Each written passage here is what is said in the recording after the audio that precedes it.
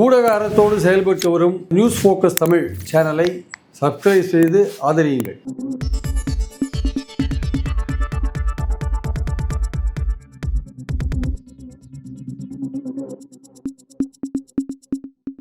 Sir வணக்கம். வணக்கம் sir. இந்த special intensive revision election commission செய்யக்கூடிய அந்த விவகாரம் அப்படிங்கிறது பீகாரில் ஆரம்பிச்சதுனால ஒரு பெரிய பரபரப்பை இந்திய அரசியல் ஏற்படுத்திருக்குன்னு பார்க்குறோம். இப்போ அங்கே தொடர்ந்து அடுத்த தமிழ்நாட்டுக்கு வர இருக்காங்கன்னு சொல்லிட்டு நேற்றைய தினம் ஒரு அறிவிப்பு வெளியாக இருந்தது. தமிழ்நாட்டில் அதுக்கான அதிகாரிகள் நியமிக்க போகிறோம் எலெக்ஷன் கமிஷன் அப்படின்ற விஷயத்த சொல்லியிருக்காங்க. உடனே ஸ்டாலின் அவர்கள் மருத்துவமனையில் இருக்காரு, காட்டமான ஒரு அறிவிப்பை வெளியிட்டிருக்காரு. நெருப்போட விளையாடாதீங்க, நீங்கள் இந்த நடவடிக்கை எதுக்காக செய்கிறீங்கிறது எங்களுக்கு நல்லா தெரியுது. நீங்கள் உங்களுக்கு வாக்களிக்க விருப்பமுள்ள நபர்களை நீங்கள் கண்டறிஞ்சு அவங்கள வெளியேற்ற பார்க்குறீங்க. அதாவது கடந்த தேர்தலில் உங்களுக்கு வாக்களித்த மக்கள் இந்த மாதிரி உங்களுக்கு வாக்களிக்க வேணான்றதை முடிவு பண்ணிட்டாங்க. அதை தெரிஞ்சு நீங்கள் தேர்தல் சீர்திருத்தம் செய்யல, தில்லுமுள்ளு செய்கிறீங்க அப்படிங்கிற ஒரு விஷயத்தை போட்டு உடைக்கிறாரு. இந்த விஷயம் மக்களாட்சியினுடைய ஜனநாயகத்தை கேள்விக்குறியாக்கூடிய விஷயமா இருக்குது அப்படிங்கிற ரொம்ப காட்டமாக போட்டு உடைச்சி பேச ஆரம்பிக்கிறாரு. எப்படி பார்க்குறீங்க? இல்லை, கண்டிப்பாக ஏற்கனவே நம்ம பேசின மாதிரி முதல்வர் ஸ்டாலின் சொல்கிறதுல ஒரு விஷயம் இருக்குது. ஏன்னா எலெக்ஷன் கமிஷனுடைய இன்ஸ்ட்ரக்ஷன் அப்படி தான் இருக்குது. ஆக்சுவலாக அவங்க முதல்ல ரொம்ப ஸ்ட்ரிக்டான ஒரு விஷயத்தை கொண்டாந்தாங்க. ஸ்ட்ரிக்டான விஷயத்தை கொண்டு வந்துட்டு அதை லிபரலைஸ் பண்ணுற மாதிரி அதை கோல்மால் பண்ணுறதுக்கு வசதியாக மாற்றிட்டாங்க. கோர்ட்டில் போனாங்க. கோர்ட்டில் ஆதார் கார்டு ட்ரை பண்ணி பாருங்கள், ரேஷன் கார்டு ட்ரை பண்ணி பாருங்கள், வாக்காளர் அடையாள அட்டை அதை கொடுத்தாலும் ஒத்துக்கோங்கன்னு சொன்னாங்க. அதெல்லாம் ஒத்துக்கவே இல்லை. ஆதார் கார்டை கன்சிடர் பண்ணுறோம்னு சொல்லியிருக்காங்க, மற்றெல்லாம் ஒத்துக்க மாட்டேங்கிறாங்க. ஆனால் பாஸ்போர்ட்டை ஒத்துக்கிறாங்க. நான் கேட்குறேன், பாஸ்போர்ட் வாங்குறதுக்கே நாங்கள் ஆதார் கார்டு கொடுத்தாலும் வாங்குகிறோம், பாஸ்போர்ட் வாங்குறதுக்கே வாக்காளர் ரேஷன் கார்டு கொடுத்தாலும் வாங்குகிறோம்.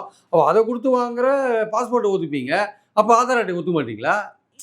இது அடிப்படையாக நம்ம பேசின மாதிரி இந்த ஸ்பெஷல் இன்டென்சிவ் ரிவிஷனே வெஸ்ட் பெங்காலுக்காக கொண்டாடப்பட்டது. ஆக்சுவலாக பீகார் எலெக்ஷனுக்காக கொண்டாடல. ஆனால் ஸ்பெஷல் இந்த இன்டென்சிவ் ரிவிஷன் பல்வேறு மாநிலங்களில் பல கட்டங்களில் இதுக்கு முன்னாடி நடந்திருக்கு.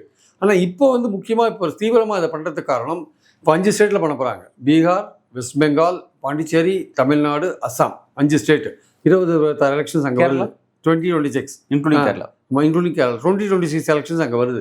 ஸோ அப்படி இருக்கிறதுனால அந்த ரிவிஷன் முக்கியமாக பீகாரில் பண்ணுறது என்னென்னு பார்த்தீங்கன்னா, முதல்வர் சொல்கிற மாதிரி ஏன்னா நீங்கள் என்ன பண்ணீங்க, முதல்ல 2003 கடைசியாக அந்த ஃபைனலாக வாக்காளர்கள் பட்டியலில் யார் பேர் இருக்கோ அவங்களாம் நீங்கள் வீட்டுக்கு வீடு வெரிஃபை பண்ணி அவங்கக்கிட்ட அவங்க அங்கே இருக்காங்களா இல்லை நிரந்தரமாக இருக்காங்களா இல்லைன்னு அவங்கக்கிட்ட ஒரு ஃபார்ம் கொடுத்து கையெழுத்து வாங்கி நீங்கள் வெரிஃபை பண்ணி அவங்கள சேர்க்குற முயற்சியில் இறங்குறீங்க.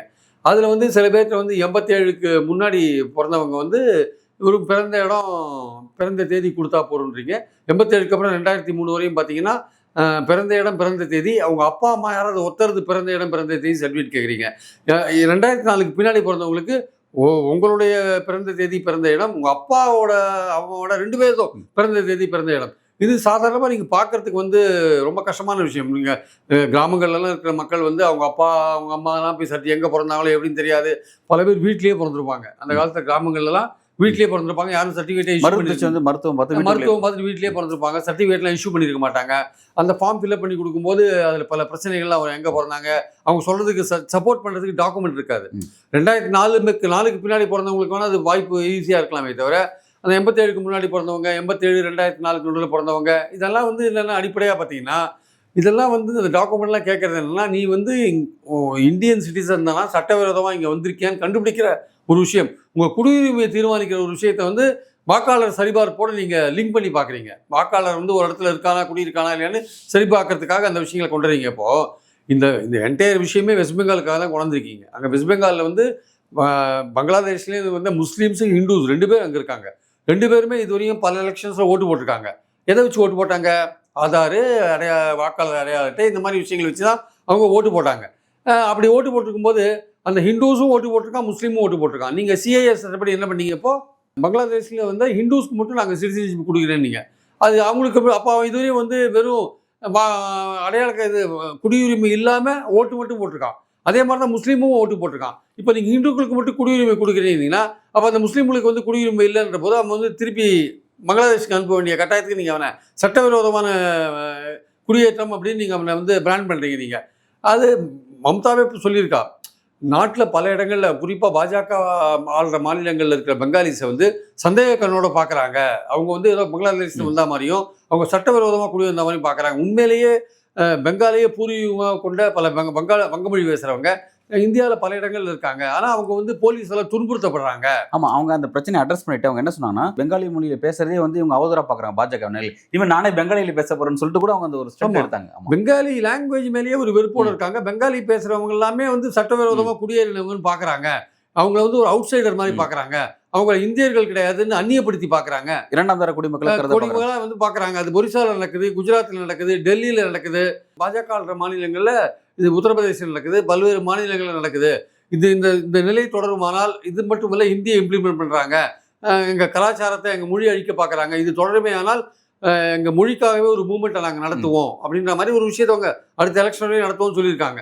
ஸோ பாஜகவுடைய நோக்கம் இந்த ஸ்பெஷல் இன்டென்சிவ் ரிவிஷன்ல என்னன்னா, வெஸ்ட் பெங்காலில் அந்த முஸ்லீம் வாக்காளர்களை தூக்கணும் அவங்கள.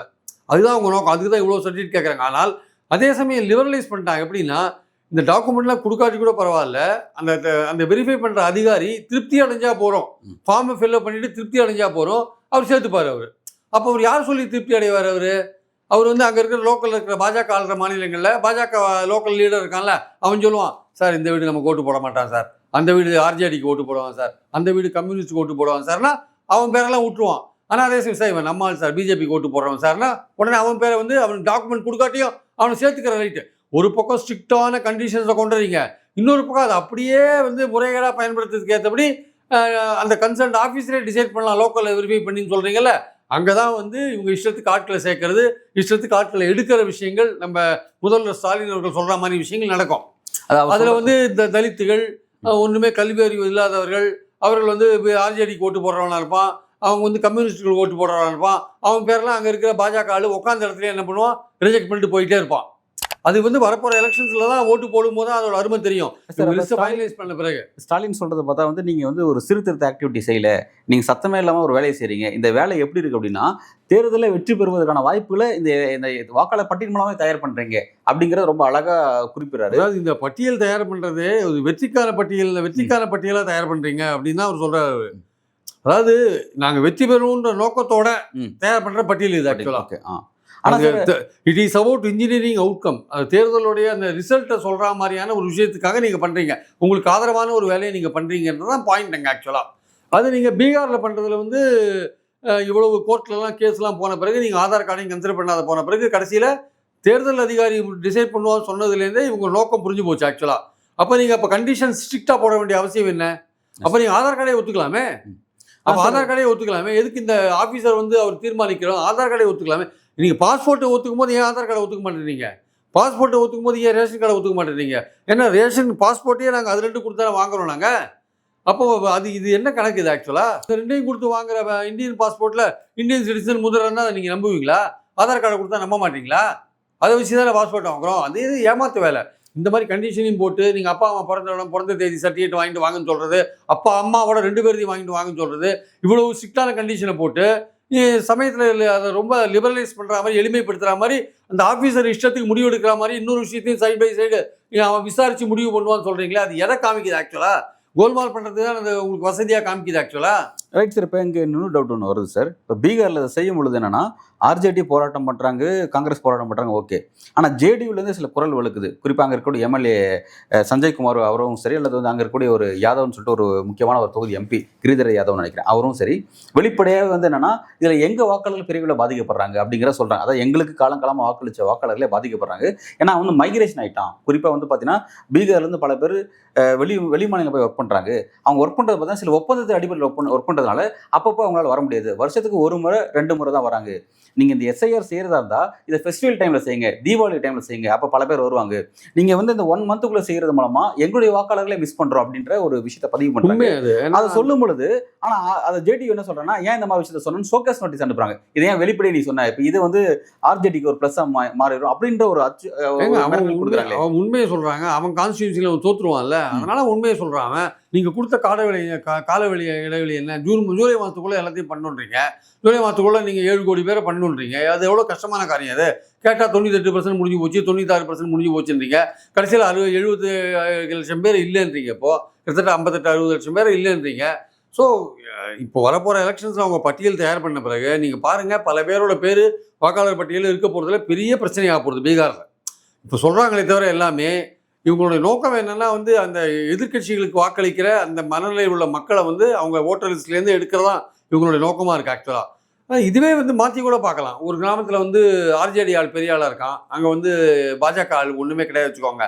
அங்கே ஆர்ஜேடி ஆள் வந்து ஆர்ஜேடிக்கு ஆதரவாக அங்கே செயல்படுறதுக்கான வாய்ப்பும் இருக்குது. தேர்தல் என்ன பண்ணுவான், அங்கே இருக்கிற கட்சியில் முக்கியமான ஆள் அவன் ஒரு பெரிய ஆளாக இருப்பான், அவன் சொல்கிறத அவன் கேட்பான்.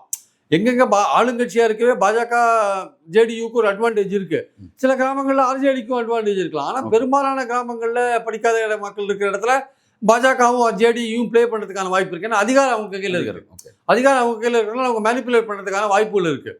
அதாவது மேற்கு வங்கத்தில் வந்து சட்டவிரோதமாக குடிவந்த இந்துக்கள் இத்தனை வருஷமாக ஓட்டு போட்டுருக்கான். அவன் வந்து முஸ்லீம்களும் ஓட்டு போட்டுருக்கான். ஆனால் நீங்கள் இந்துக்களுக்கு மட்டும் குடியுரிமை கொடுத்துட்டீங்க, முஸ்லீம்களை வந்து அவங்க திருவண்ணாமலைக்கு போடுறவங்ககிட்ட அவங்கள வந்து எலிமினேட் பண்ண போகிறீங்க. அதுக்காக தான் இந்த விஷயத்தை நீங்கள் கொண்டு வந்திருக்கீங்க. இந்த வருஷத்தை அதை நீங்கள் பண்ண போகிறீங்க. ஏன்னா அப்போ திரிணாமுல் காங்கிரஸோட வெற்றியை நீங்கள் வந்து அடிக்கலான்னு பார்க்குறீங்க. ஏன்னா இந்துக்களுக்கு நீங்கள் 2019 சிட்டிசன்ஷிப் படி வாக்குரிமை கொடுத்ததுனால உங்கள் 16ல் நீங்கள் வாங்கின 3ன்றது 71ல் 75 ஏறி போச்சு ஆக்சுவலாக. ஸோ அங்கே வந்து நீங்கள் குறிபார்த்து வைக்கிறீங்க கரெக்டாக. அங்கேயும் நீங்கள் என்ன பண்ணுவீங்க, இதே மாதிரி லிபரலைஸ் பண்ணுவீங்க. அந்த தேர்தல் அதிகாரி தான் நினைச்சவங்கள சேர்க்கலாம், விசாரித்து சேர்க்கலாம். அந்த விசாரித்து சேர்க்கறதுன்ற வரும்போது அங்கே இருக்கிற லோக்கலில் இருக்கிற அதிகாரிகள் வந்து பெரும்பாலும் பாஜக ஆதரவான அதிகாரி தான் வச்சுக்கோங்க. அவன் என்ன பண்ணுவான், விசாரித்து பாஜக ஆதரவு ஓட்டரெல்லாம் சேர்ப்பான்.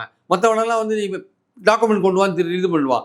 இதே தான் பீகார்லேயும் நடக்கும், இதே தான் வந்து அஸ்ஸாம்லேயும் நடக்கும், இதே தான் வந்து கேரளாலையும் நடக்கும், இதே தான் தமிழ்நாட்டில் நடக்கிறதுக்கான வாய்ப்புகள் குறைவாக இருக்கும். கொஞ்சம் இங்கே லிட்ரஸி ரேட் ஜாஸ்தியாக இருக்கிறதுனால, இங்கே இருக்கிற கட்சிகள்லாம் கொஞ்சம் விழிப்புணர்வோடு இருக்கிறதுனால கொஞ்சம் இந்த இடத்துல கம்மியாக இருக்குமே தவிர, ஸோ இவருடைய ஸ்டாலினருடைய கவலைன்றது வந்து இது இந்தியா முழுக்க இது அஃபெக்ட் ஆகிற ஒரு விஷயன்றது தான் அவர் சொல்கிறார். ஆக்சுவலாக தமிழ்நாட்டில் வந்து இது பண்ண முடியுமானா, தமிழ்நாட்டில் மற்ற வட மாநிலங்களில் ஏமாத்துற மாதிரி இங்கே வந்து நீங்கள் தேர்தல் அதிகாரி வந்து இங்கே பண்ண முடியாது. ஏன்னா இங்கே இருக்கிற அரசியல் கட்சிகள் விழிப்போடு இருக்காங்க. அவன் பூத் லெவலில் ஸ்ட்ராங்காக இருக்கான். பூத் லெவலில் டிஎம்கே ஸ்ட்ராங்காக இருக்குது, ஏடிஎம்கே ஸ்ட்ராங்காக இருக்குது. நீங்கள் அவ்வளோ ஏமாற்ற முடியாது. ஆனால் வட மாநிலங்களில் வந்து பூத் லெவலில் பாஜக வேணால் ஸ்ட்ராங்காக இருக்கலாம், மற்ற கட்சிகள்லாம் அவ்வளோ ஸ்ட்ராங்காக இருக்கான்னு சொல்ல முடியாது. இப்போ பாஜகவுக்கு கோல்மால் பண்ணுறதுக்கான வாய்ப்புகள் அதிகமாக இருக்குது. அவன் தேர்தல் கையில் போட்டுட்டு அவன் வேண்டியவனை சேர்க்கறது, வேண்டாதவனை விட்டுறது பண்ணிடுவான். ஏன்னா இதில் அதிகபட்ச அதிகாரம் வந்து பூத் லெவல் ஆஃபீஸர் பிஎல்ஓக்கு தான் அதிகமாக கொடுத்துருக்காங்க இவங்க. ஆமாம், அப்போ அவருக்கு வந்து எல்லா பூத்துக்கும் அவர் போறாரு. ஆமாம், அப்போ அவர்கிட்ட சுப்பீரியர் பவர் இருக்கிறதுனால அவர் ஒரு ப்ளே பண்ணுறதுக்கான வாய்ப்பு இருக்கு. அவரை பாஜக இன்ஃப்ளூயன்ஸ் பண்ணுறதுக்கான வாய்ப்பு இருக்கு. அது புரிஞ்சுக்க முடியும். சரி, இப்போ நமக்கு என்ன ஒரு கேள்வினா, எதிர்க்கட்சிகள் இதை இந்த அளவுக்கு விமர்சனம் பண்றாங்க, நீதிமன்றத்திலும் இது சார்ந்த வழக்குகள் தொடுக்கப்படுது, ஒரு பெரிய பிரச்சனை நாட்டில் பெரிய பிரச்சனையாகுது.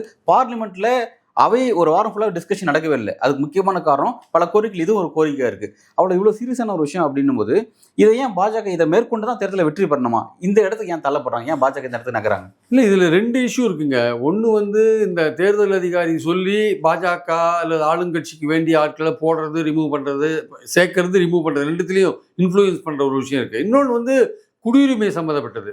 அவன் குடியுரிமையை செக் பண்ணுறதுக்காக நீங்கள் பல டாக்குமெண்ட் கேட்குறீங்களா, அப்பா அம்மா, அது பிறந்த டேட்டு, இது விஷயங்கள். ஸோ இந்த 2 விஷயங்கள் குடியுரிமைக்கும் இதுக்கும் சம்மந்தமே நீங்கள் படுத்தக்கூடாது. அது வந்து மினிஸ்ட்ரி ஆஃப் ஹோமில் சிட்டிசன்ஷிப் சிஏஏ படி ஆக்ட் படி அது என்ஆர்சி தயார் பண்ணுவாங்க. அது வந்து சென்சஸ் போது கூட நீங்கள் தயார் பண்ணலாம். சென்சஸ் போது கூட நீங்கள் கேட்டிங்கன்னா அதில் ஒரு அர்த்தம் இருக்குது. அந்த நேஷனல் ரிஜிஸ்டர் ஃபார் பாப்புலேஷனில் இந்த இதெல்லாம் இருக்குது. உங்கள் அப்பா எங்கே பிறந்தாரு, அந்த தேதி, அந்த சர்டிஃபிகேட் கொடுங்க, அதெல்லாம் இருக்குது.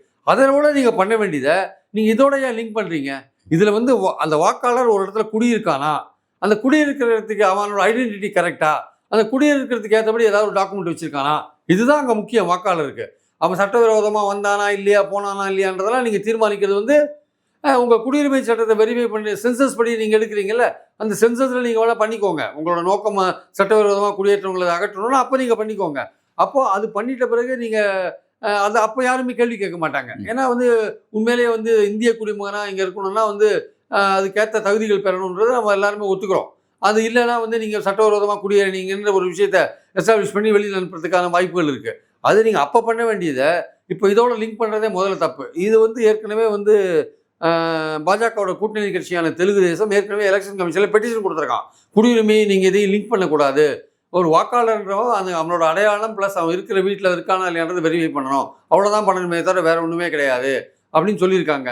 இதே பார்லிமெண்ட்டில் இந்த விஷயத்தை வந்து எடுத்து பேசுறதுக்கு வந்து தொடர்ந்து ஒரு வாரம் அந்த தள்ளி போட்டுகிட்டே இருக்காங்க, அட்ஜாயின் பண்ணிகிட்டே இருக்காங்க. எதிர்கட்சிகளும் வெளியில் வந்து இது ஆர்ப்பாட்டம் நடத்திட்டு இருக்காங்க.